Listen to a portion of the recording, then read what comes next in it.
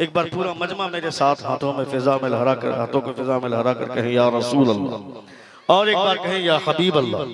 अल्लाह रब्बुल इज्जत इरशाद फरमाता है इक़रा बिस्मि रब्बिकल्लज़ी खलक़, read with the name of your sustainer who created the human being from the blood clot. पढ़ो अपने रब के नाम से जिसने खून के लोथड़े से तुम्हें पैदा फरमाया।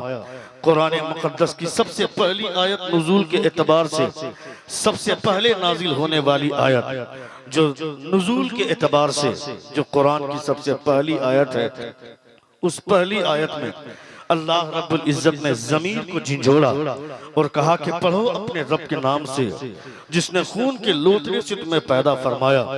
नबी कौनैन सल्लल्लाहु तआला अलैहि वसल्लम की हदीस इस आयत मुबारका की ताईद में मुस्तफ़ा जान रहमत सल्लल्लाहु तआला अलैहि वसल्लम इरशाद फरमाते हैं तलबुल इल्मी फरीदतुन अला कुल्ली मुस्लिमिन व मुस्लिमा। Search for knowledge is necessary, search for knowledge is essential for every Muslim male and Muslim female. इल्म दीन हासिल करना हर मुसलमान मर्द और औरत पर फर्ज है। मुस्तफ़ा दूसरी जगह इरशाद फरमाते हैं उतलुबुल इल्म वलो कान बिस्सीन, seek the knowledge even going to China, seek the knowledge even it be in China.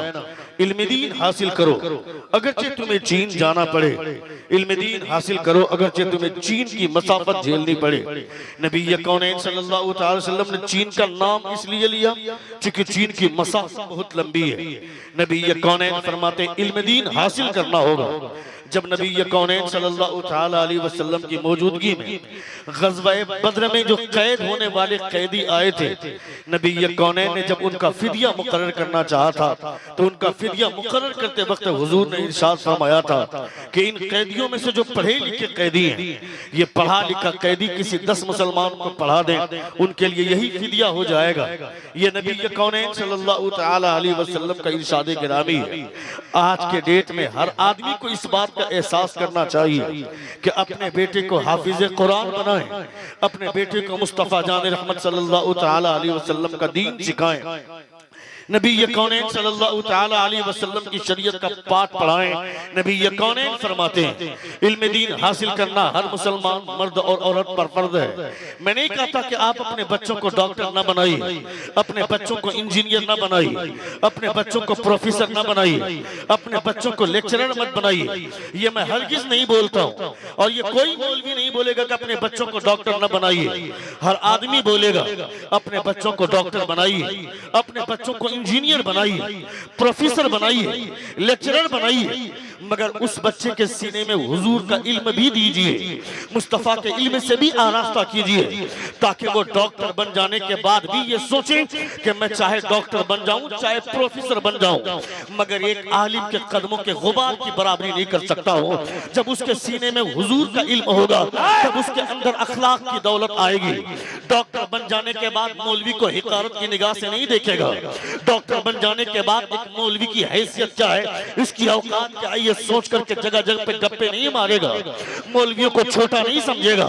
ये मौलवी इसकी हैसियत क्या है, इसकी औकात क्या है। 6,000 7,000 की तनख्वाह पाने वाला, 6,000 7,000 की सैलरी पाने वाला, इसकी हैसियत क्या है, इसकी औकात क्या है। मेरा बेटा डॉक्टर है, 60,000 की तनख्वाह पाता है। मेरा बेटा प्रोफेसर है, 70,000 रुपया सैलरी उठाता है। मेरा बेटा प्रोफेसर है, इंजीनियर है, लाखों रुपए महीने कमाता है। मैं अपने बेटे को मौलवी क्यों बनाऊं, मैं अपने बेटे को हाफिज कुरान क्यों बनाऊं। मेरा बेटा भी 6,000 7,000 की सैलरी पाएगा, उसकी दौड़ कितनी दूर तक होगी। या तो किसी मदरसे में रहेगा या किसी मस्जिद में रहेगा, मस्जिद और मदरसा के अलावा उसकी हैसियत क्या होगी। 6,000 7,000 की तनख्वाह पाने वाला वो घर का गुजारा कैसे करेगा। मैं अपने बेटे को डॉक्टर बनाऊंगा, मैं अपने बेटे को इंजीनियर बनाऊंगा, मैं अपने बेटे को प्रोफेसर बनाऊंगा, मैं अपने बेटे को लेक्चरर बनाऊंगा। मोच पे ताव देकर घूमते हैं कि मेरा बेटा डॉक्टर है, मेरा बेटा इंजीनियर है, मेरा बेटा प्रोफेसर है, मैं बेहतर हूँ, मेरी बराबरी कौन कर सकता है। मैं कहता हूँ बेवकूफ, अपने आप बेहतर होने की रट मत लगाओ। चलो मुस्तफा से पूछते हैं, ए मुस्तफा ये डॉक्टर है अपने आप को बेहतर बोलता है, ये प्रोफेसर है अपने आप को बेहतर बोलता है, ये लेक्चरर है अपने आप को बेहतर बोलता है। ए मुस्तफा बेहतर है कौन। तो मेरे मुस्तफा मदीने की टूटी चटाई पर बैठकर सरकार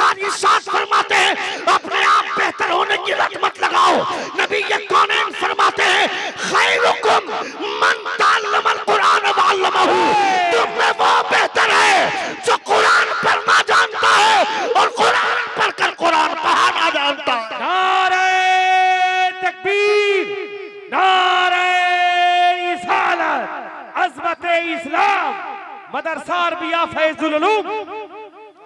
खैरुकुम मन तअल्लमल कुरान व अल्लमहु, तुम में वो बेहतर है जो कुरान पढ़ना जानता है और कुरान पढ़कर कुरान पढ़ाना जानता है। ये हुजूर इरशाद फरमाते हैं, अगर तुम्हारे मदरसों में अगर हाफिज कुरान की तादाद कम हो जाएगी, हाफिज कुरान नहीं बनेंगे, तो आने वाला वक्त बड़ा संगीन हो जाएगा, बड़ा खतरनाक दौर आ जाएगा, बड़ा खतरनाक माहौल आ जाएगा। अभी तुमने देखा नहीं, 2 साल पहले वो RSS का एक भड़ुआ जिसे वसीम राफिजी बोलते हैं, उसने भी सुप्रीम कोर्ट में याचिका दायर की थी कि कुरान की 26 आयतें बदल देनी चाहिए थी। कुरान को 26 आयतें कुरान मुकद्दस की निकाल दो कुरान से, ये उसने सुप्रीम कोर्ट में याचिका दायर की थी। मैं कहता हूँ पिटीशन वहां पे दायर कर दिया, याचिका दायर कर दिया।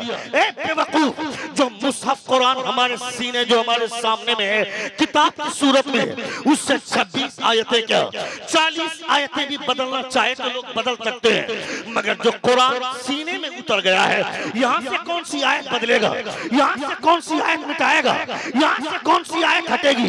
कोई आयत बदलने वाली नहीं है। मैं दुनिया के तमाम धर्मगुरुओं से मैं चैलेंज करता हूँ कि चाहे तुम अपनी किताबों को लेकर के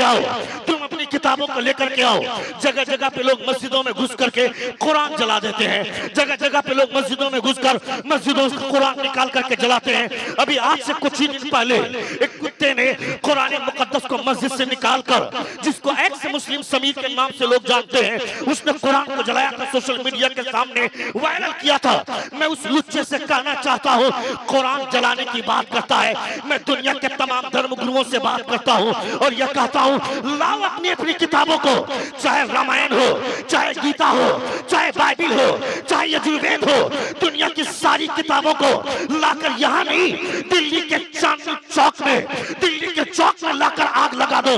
मैं भी कुरान को लेकर के जाता हूँ, तुम अपनी किताबों को लेकर के आओ, दुनिया की तमाम किताबों में आग लगा दो। दिल्ली के चौक में 25 साल छोड़ दो, 50 साल छोड़ दो, उसके बाद दुनिया के तमाम धर्मगुरुओं को बुलाओ और कहो कि लाओ अपनी अपनी किताबों को। कसम खुदा की, दुनिया का कोई धर्मगुरु अपने मजहब की किताब नहीं ला पाएगा, मगर मदरसा अरबिया फैजुल उलूम के ये 8 बच्चे अपना सीना लेकर के आगे बढ़ेंगे और कहेंगे, मैं पढ़ता जाता हूँ तो लिखता जाओ, दुनिया की कोई किताब नहीं मगर कुरान फिर से तैयार हो जाएगा। नारे तकबीर, नारे रिसालत, अज़मते कुरान। सुन रहे हैं आप? सुन रहे हैं? कितने लोग सुन रहे? जरा हाथ उठाकर कहें या रसूल अल्लाह, और एक बार कहें या हबीब अल्लाह। प्रॉब्लम यह है कि हुजूर की महफिलों में आकर के मैं कभी कभी बोलता हूँ जलसों में कि जलसे 3 वजूहात की बुनियाद पर खराब हो जाते हैं, डैमेज हो जाते हैं। जिस जलसे में ऐसा पीर आए कि रात के 10 बजे ही आकर के माइक मांगे, वो जलसा खराब हो जाता है। वो अपने मुरीदों के साथ आएंगे, रात के 10 बजे वो माइक लेंगे और बोल करके चले जाएंगे, उनके साथ 50 मुरीद उठ करके चले जाएंगे, जलसा डैमेज हो जाता है। पीर हो तो ऐसा रात के किस हिस्से में आए और किस हिस्से में बैठे हुए हैं ये जानते हैं कि इस वक्त दुआएं मकबूल होती हैं। जोर से बोलिए, जोर से बोलिए। और दूसरी वजह, दूसरा सबब जलसा खराब होने का, दूसरा सबब कि जलसगाह के आसपास दुकानें लग जाती हैं, उसकी वजह से जलसे डैमेज होते हैं। चाहे वो चाय की दुकान हो, चाहे पान की दुकान हो, चाहे आइसक्रीम की दुकान हो, चाहे किसी भी चीज की दुकान हो, किसी की जरूरत नहीं है। ये बाजार यहाँ लगने की जरूरत नहीं है। यहाँ पे हुजूर की इश्क का बाजार लगा है, तो उस बाजार की क्या जरूरत है? वहां जाकर के लोग अल्लाहबाजी करते हैं, गुटखे की दुकान पे, पान की दुकान पर। मैं कहता हूँ जो लोग गुटखा बेचने वाले, जो लोग चाय बेचने वाले, उन्हें भी तकरीर सुनना उतना ही जरूरी है जितना बाकी लोगों के लिए तकरीर सुनना जरूरी है। जिंदगी भर बिजनेस करोगे, जिंदगी भर तिजारत करोगे तो हुजूर की शरीयत का इल्म कैसे सीखोगे? मुस्तफा का कानून कैसे जानोगे? तीसरे वो लोग जो अपने सीने पे बैच लगाकर, अपने गले में बैच लगाकर जो वॉलंटियर हजरात जो जलसे में घूमते हैं, उनकी वजह से भी जलसे खराब होते हैं। उनके लिए भी तकरीर सुनना उतना ही जरूरी है जितना बाकी लोगों के लिए तकरीर सुनना जरूरी है। और चौथी वजह, कुछ वीआईपी किस्म के लोग अपने आप को वीआईपी समझते हैं, हालांकि वो वीआईपी नहीं होते हैं। वो अपने आप को वीआईपी सोचते हैं। 4 आदमी उस कोने में बैठेंगे, उनको कोई नहीं बुला सकता है। 5 आदमी उस कोने में बैठेंगे, उनको कोई छेड़ नहीं सकता है। मौलाना आलिम दीन यहाँ से चीख चीख कर बोलेंगे। केरला की धरती पे वहां की पूरी पब्लिक उलमा के कंट्रोल में, वहां का कोई आलिम अगर खड़ा होकर के कोई बात कर देता है, किसी आम आदमी को बोलने की जुर्रत नहीं होती। वहां इल्म की कद्र होती है। केरला में कौन सी पार्टी जीतेगी, किस नेता को वोट करना है, वहां का आलिम डिसाइड करता है। केरला कालीकट में समंदर के किनारे पे जलसा होता है, और उस समंदर के किनारे जलसा होता है सीरतुन नबी के नाम से। मरजल बहरैन यल्तक़ियान के उन्वान पर गुफ्तगू होती है, और उसी जलसे में यह ऐलान होता है कि इस साल वोट किस पार्टी को देना है, किस नेता को देना है।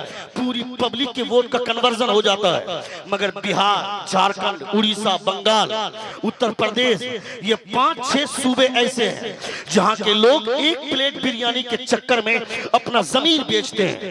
एक कप चाय के चक्कर में अपने जमीन का सौदा कर देते हैं, और घर घर में नेता बनने के चक्कर में नेताओं का कुत्ता बनकर नेताओं का तलवा चाटते हैं। मेरे मोहल्ले में कोई नेता आ गया, 1 लीटर पेट्रोल के चक्कर में नेता के पीछे कुत्ता बनकर के दिन भर घूमते हैं।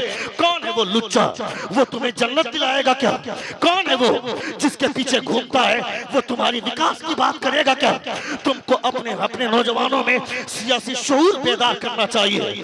तुम्हें अपने एहसास को बेदार करना चाहिए। जिसको पेशाब करने का ढंग नहीं मालूम, जिसको बोलना हमने सिखाया, जिसको चलना हमने सिखाया, वो हमारे सर पर राज कर रहा है। ये तुम्हारी लाइल्मी की वजह से। तुम्हारा बेटा कुत्ता बनकर क्यों घूमने लगा? तुमने अपने बच्चे को पढ़ाया क्यों नहीं? तुम्हारे बेटे को वहां पे होना चाहिए था, मगर तुम्हारा बेटा बिछाएगा। दूसरा नेता आ गया, उसके लिए कुर्सियां सीधी की जाएंगी, उसके लिए दरी बिछाई जाएगी। कौन है ये? हुजूर के गुलाम है, हुजूर के कलमा पढ़ने वाले हैं। मैं कहता हूँ इन लुच्चों को वोट दे करके तुम मनसब पे बैठाओगे, ये हमारी बात नहीं करेंगे। तुम्हारे पास ऑप्शन क्या है? खुदा सलामत रखे हैदराबाद के उस शेर को जिसको असदुद्दीन ओवैसी कहते हैं, जो 534 से 35 के बीच में पार्लियामेंट में अगर शेर की तरह दहाड़ता है तो तुम्हारी बात करता है, तुम्हारे हक की बात करता है। किसने तुम्हारे लिए बिल फाड़ा था? किसी में ये जुर्रत नहीं थी। बिल फाड़ने की ताकत उसके सीने में थी। वो आलिम नहीं है, वो आलिम नहीं है। आलिमों की सोहबत में बैठने वाला एक आदमी जब आलिमों की सोहबत में बैठने की वजह से उसकी जबान का मुकाबला 500 लोग मिलकर के नहीं कर सकते हैं, जब कोई आलिम पार्लियामेंट में जाएगा तो उसकी जबान का मुकाबला कौन कर पाएगा? नारे तकबीर, नारे रिसालत, उलमाए अहले सुन्नत। सुन रहे आप? हाय हाय, सुन रहे? लाजवाब। कोई वीआईपी नहीं है यहाँ पे। ये हुजूर की महफिल, यहाँ सबसे बड़ा अगर वीआईपी कोई है तो मेरे मुस्तफा। जोर से बोले, जोर से बोले। वाह। यहाँ सबसे बड़े वीआईपी मेरे मुस्तफा है। बाकी सब हुजूर के नौकर हैं। कितने लोग हुजूर के नौकर हैं? जरा खड़े हो जाए। वाह, खड़े हो, खड़े हो। मैं सिर्फ हुजूर के नौकरों से बात कर रहा हूँ। जितने लोग हुजूर के नौकर हैं खड़े हो जाए, जो अपने आप को हुजूर का नौकर समझते हैं। वाह वाह वाह। और मैं सिर्फ हुजूर के नौकरों को बुलाना चाहता हूँ, करीब आइए। करीब आइए। वाह। वीआईपी लोगों से कोई मतलब नहीं है। यहाँ जो 5 नौजवान बैठे ये हुजूर के नौकर नहीं है। वाह वाह वाह वाह, जिंदाबाद। अभी खड़े रहिए, अभी खड़े रहिए। मैं बैठने के नहीं कहूँ, खड़े रहिए। मैंने बैठने नहीं कहा। अभी इस वक्त मैं सबसे बड़ा हूँ जी। मुझसे बड़ा यहाँ कोई नहीं है। मेरा बाप भी मेरे सामने होता तो मुझसे कद उनका छोटा था, जबकि मैं अपने बाप के कदमों की धूल की बराबरी नहीं कर सकता हूँ। मगर इस वक्त मेरी हैसियत मेरे बाप से भी बड़ी है, क्योंकि मैं वो कर रहा हूँ जो हुजूर कर रहे थे। इसलिए मेरे से बड़ा यहाँ कोई नहीं। खड़े होइए, सारे लोग खड़े हो, खड़े हो। आप भी खड़े हो। मुझसे बड़ा जब मैं बोल रहा हूँ कोई नहीं है। करीब आइए सारे लोग। और जब तक बैठने के लिए ना कोई बैठिए नहीं, करीब आए, करीब आए। अब बैठ जाइए।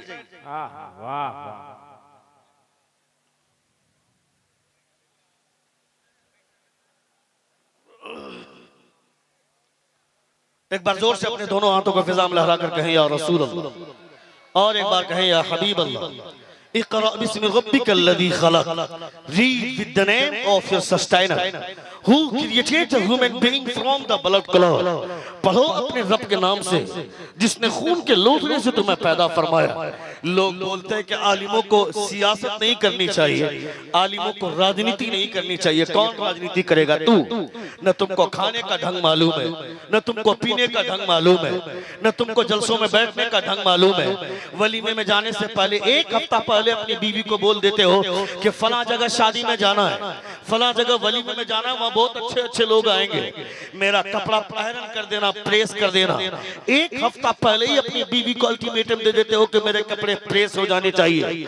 मगर हुजूर की महफिल में आने से पहले किसी को तौफीक नहीं होती है कि अपनी बीवी को कह दे कि मेरी टोपी कहाँ है, मेरा रुमाल कहाँ है। कितने ऐसे लोग हैं जो हुजूर के जलसों में आकर के बैठते हैं जिनके सर पर टोपी नहीं होती है। हम खाना खाने के लिए बैठ रहे होते हैं, खाना खाते वक्त मेरे सर पर टोपी नहीं होती है। ये हमारा समाज है, ये हम किस सिस्टम में जीते हैं और हम बोलते हैं कि दुनिया हमारे ऊपर राज कर रही है। हमको हुजूर की गुलामी में जिंदगी गुजारनी चाहिए। नबी ये कौनैन सल्लल्लाहु तआला अलैहि वसल्लम के कानून के मुताबिक हमें अपनी जिंदगी गुजारनी चाहिए। ये हुजूर की तहजीब है। नबी ये कौनैन सल्लल्लाहु तआला अलैहि वसल्लम का दस्तूर हमें सीखना चाहिए। मेरा बेटा शराबी बन गया, मेरा बेटा जुए के अड्डे पे बैठता है, मेरा बेटा जुए के बाजार को गर्म करता है, कौन है उसका जिम्मेदार? उसका बाप जिम्मेदार है। मैं यहाँ बैठ करके जन्नत बांटूंगा, जन्नत मेरे बाप की है क्या कि मैं तुमको कहूंगा कि तुम जन्नत में चले जाओगे?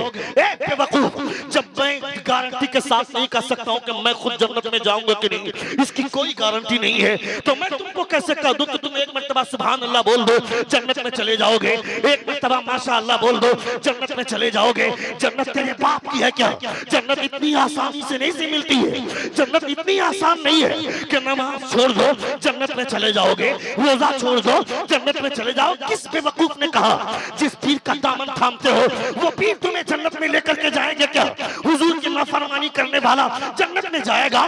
तुमने जिंदगी भर अपने पीर का तलवा अगर चाटा या अपने पीर का हाथ चूमा, अगर तुम्हारी माँ तुमसे नाराज है तो जन्नत क्या, जन्नत की खुशबू भी मिलने वाली नहीं है। मेरी शादी हुई 1 साल नहीं हुआ, हमने अपनी औकात बदल दी, अपनी हैसियत बदल दी।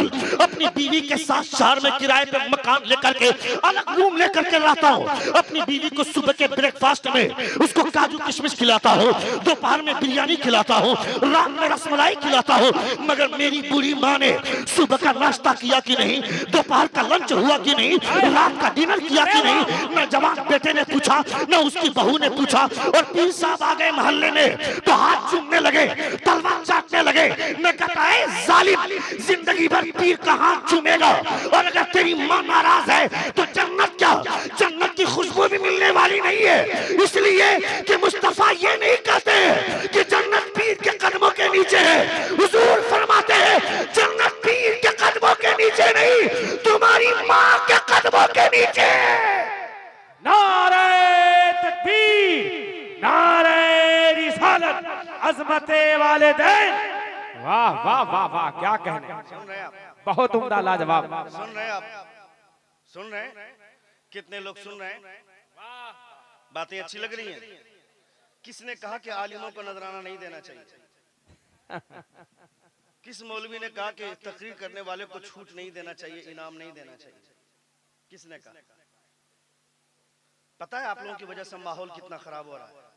लोग अपने बच्चों को पढ़ा नहीं रहे, नातखां बना रहे हैं, शायर बना रहे हैं। ये हालत हो गई स्टेज की दुनिया में। 90% नातखां और शोरा का हाल यह कि वो अनपढ़ है।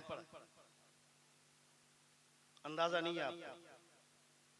अल्लाह का शुक्र है कि आज के जलसे में आपने पढ़े लिखे लोगों को बुलाया है, मगर अक्सर व बेशतर जलसों का हाल यह है कि पढ़े अनपढ़ लोग स्टेज पर हैं।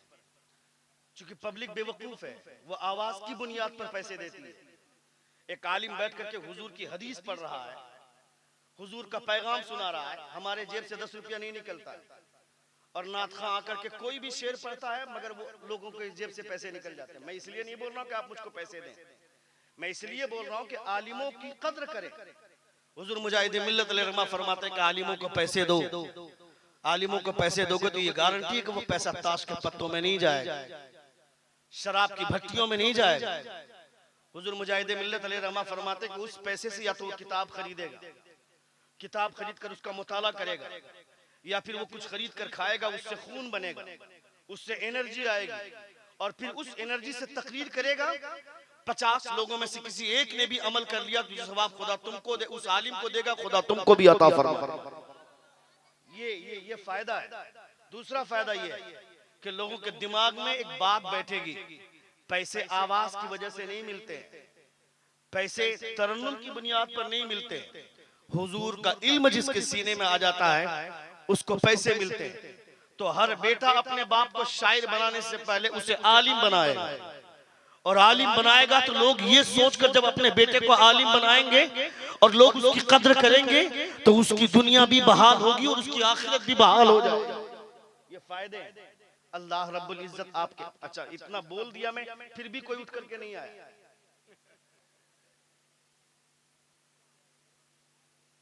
अभी तक कोई उठकर नहीं आया। ला हौल वला कुव्वत। आपने बात मान ली, अब इसकी जरूरत नहीं, आप बैठिए तकरीर सुनिए, मगर इस्लाह तो होनी चाहिए ना, कोई तो बोलेगा ना, हक बात तो बोलना चाहिए ना। कौन बोलेगा? बकरीद में 25,000 रुपए का माल ले आए, 70,000 रुपए का माल खरीद लिया बकरीद के मौके से, मालने वालों को ला ला कर दिखाया, इमाम साहब को ला कर, हजरत देखिए ना 1 कुंटल से कम नहीं निकले। हजरत देखिए ना, मेरे मोहल्ले में सबसे बड़ा माल मेरा ही है, 1 कुंटल 50 किलो बोला है कसाई, उससे कम नहीं निकले। ला ला कर दिखाए, इमाम साहब आए कुर्बानी करने के लिए, कुर्बानी करके जब जाने लगे, स्पेशली उसने जाकर के घर वाले को सलाम किया, ठीक है चलते हैं अस्सलाम वालेकुम, ताकि तवज्जो उसकी मेरी तरफ कंसंट्रेट हो जाए। उसके बावजूद वो बेवकूफ बोलता है जिसने 1.5 लाख रुपए का माल खरीदा है, 1 लाख रुपए का माल खरीद कर चौराहे पर घी देकर के, मोच में घी देकर के बोलता है मैंने 1 लाख रुपए का माल खरीदा।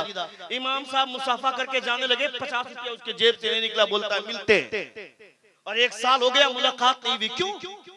1 लाख रुपए का माल खरीदने की औकात थी, इमाम को 500 रुपया नजराना देने की औकात तुम्हारे पास नहीं है। क्यों? इमाम तुम्हारे घर का गुलाम है क्या?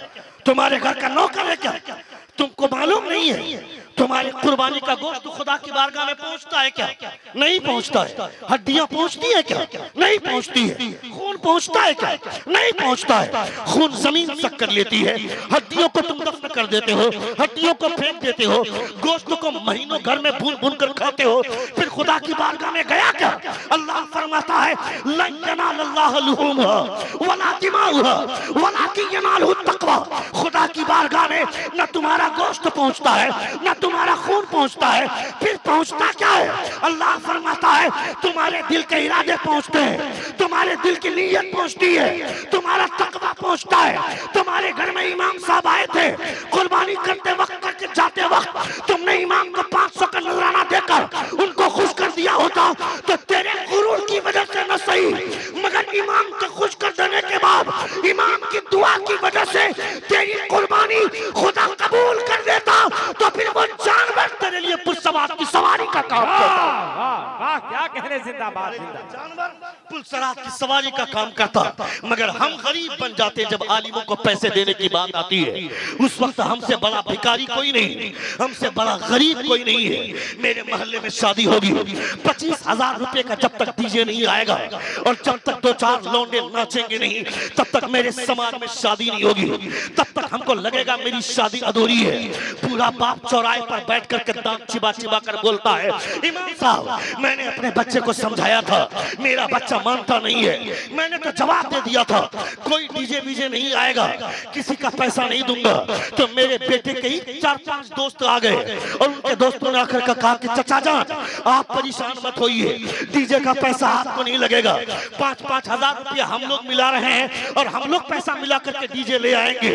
हमने जवाब दे दिया था, मगर उनके दोस्तों ने डीजे लाया है और वो बोलने लगा कि अब चचा जान शादी रोज रोज थोड़ी होती है, जिंदगी में एक बार होती है, धूमधाम से होनी चाहिए। मैंने जवाब दे दिया था, मगर मेरे लड़के के दोस्तों ने जिद करके लाया है। मैं कहता है बेवकूफ, बेटा तुम्हारा है, मर्जी किसी और की चलेगी।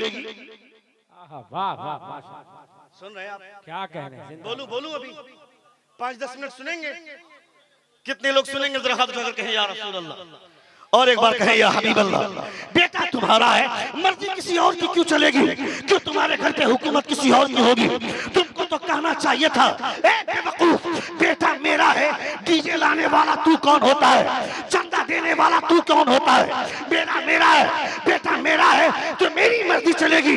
तू बोलता है ना कि रोज रोज शादी नहीं होती है, एक बार शादी होती है तो धूमधाम से होनी चाहिए। तो मैं कहता हूं इतनी धूमधाम से शादी करें कि सुन्नतों की बहार लगा दे, सुन्नतों का मेला लगा दे, और उसके बाद शादी ऐसी हो कि निकाह जमीन पर हो और फरिश्ते आसमान पे इस शादी का चर्चा करे।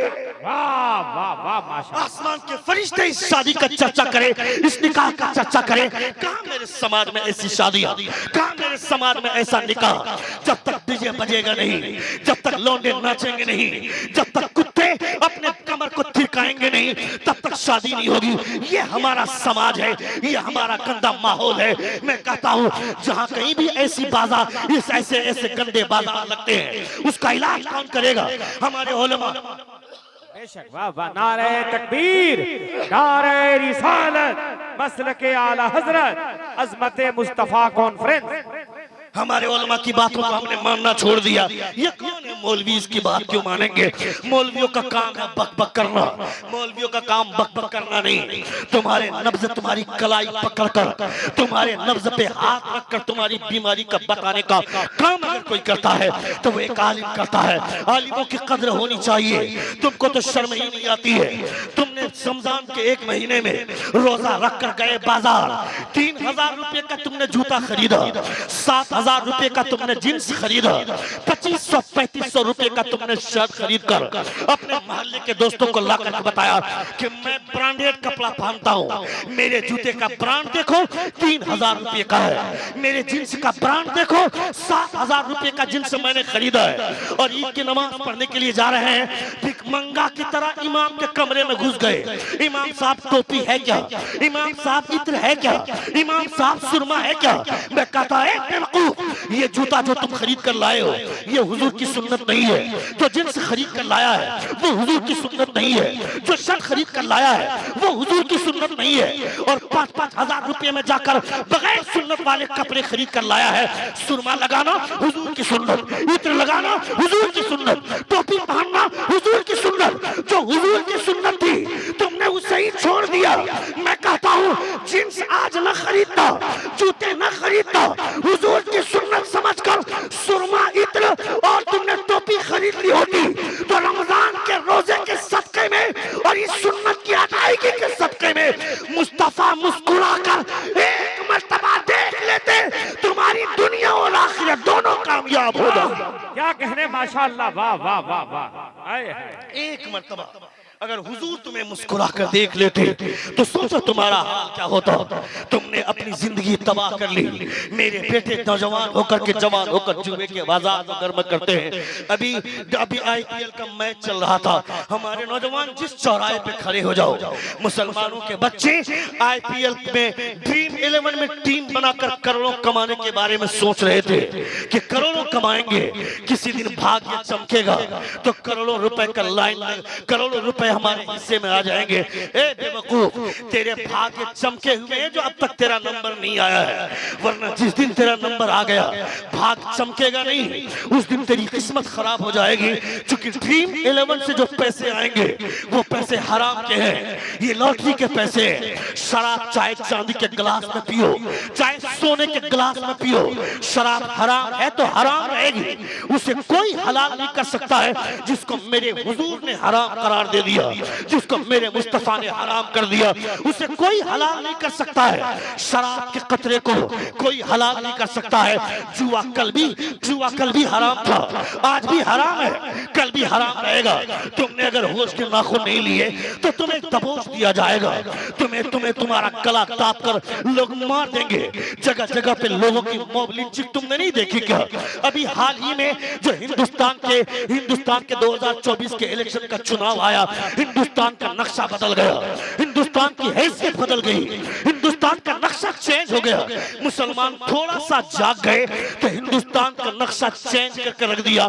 जिन लोगों को ये घमंड था, ये गुरूर था कि ईवीएम पर मेरा कब्जा है, मैं 400 पार के नारे लगाकर लोगों ने सोचा था कि 400 पार सीटें ले आऊंगा, मगर दुनिया पे पूरी दुनिया पे कब्जा मेरे रब का है। तेरा कब्जा किसी और चीज पर होगा, मगर पूरे हिंदुस्तान पर कब्जा किसी और का नहीं है। ख्वाजा गरीब नवाज का कब्जा पूरे हिंदुस्तान पर है। मेरे गरीब नवाज अपनी मर्जी से नहीं आए थे, मेरे मुस्तफा ने भेजा था, नबी ये कौनैन ने भेजा था। जब गरीब नवाज मदीने की धरती पर पहुंचे थे, नबी ये कौनैन ने फरमाया था, ए मोइनुद्दीन यहाँ क्या कर रहा है, तुझे तो हिंदुस्तान जाना है, तुझे हिंदुस्तान जाना है। गरीब नवाज ने फरमाया था, कौन सा हिंदुस्तान, किस हिंदुस्तान की बात कर रहे हैं? मैंने हिंदुस्तान का नक्शा, हिंदुस्तान को देखा नहीं है। नबी ये कौनैन ने अपने हाथ की हथेली पर हिंदुस्तान का नक्शा गरीब नवाज को दिखाया और कहा कि ये हिंदुस्तान है, तुम्हें यहाँ पे जाना है। मैं तुमको कहना चाहता हूँ, आज से 1400 बरस पहले मुस्तफा ने ग़ज़वा बद्र के मौके से चंद लकीरें खींची थी। यहाँ अबू जहल मरेगा, यहाँ उतबा मरेगा, यहाँ शेबा मरेगा। दूसरे दिन लोगों ने देखा जिसका नाम लेकर जो लकीर मुस्तफा ने खींची थी, वहां पे उसकी लाश मिली। मैं कहता हूँ, आज से 1405 साल पहले हुजूर ने जो लकीरें खींची थी, उस लकीर को किसी के अंदर मिटाने की ताकत नहीं थी। तो जिस हिंदुस्तान का नक्शा गरीब नवाज को मुस्तफा ने अपने हाथ की हथेली पर दिखा दिया है, उस हिंदुस्तान को हमसे कौन छीनेगा, हमसे कौन छीनने की बात करेगा? मैं कहता हूँ, कल भी हिंदुस्तान हमारा था, आज भी हमारा है और क़यामत तक हिंदुस्तान हमारा रहेगा। नारे तकबीर, नारे रिसालत, ख्वाजा का हिंदुस्तान, फैजाने गरीब Nawaz. We, the people of India, having solemnly resolved to constitute India into a sovereign, socialist, secular, democratic and republic, हम भारत के लोग हैं। इस भारत की आजादी में हमारा हिस्सा है। हमने भारत से इसलिए प्यार नहीं किया कि यहाँ की गलियां अच्छी हैं, यहाँ का पार्क अच्छा है, यहाँ की सड़कें अच्छी हैं, यहाँ की मीनारें अच्छी हैं, इसलिए प्यार नहीं है हिंदुस्तान से। हिंदुस्तान से इसलिए प्यार है कि हम रहते हैं हिंदुस्तान में। मगर मेरे मुस्तफा ने मदीने में बैठकर कहा था कि मैं मदीने में हूँ, मगर जिस हिंदुस्तान से ठंडी हवाएं मुझको मिलती है, मैं उस हिंदुस्तान से प्यार करता हूँ। ये मेरे मुस्तफा ने कहा। वाह वाह वाह वाह वाह, क्या कहने, माशाअल्लाह, जिंदाबाद।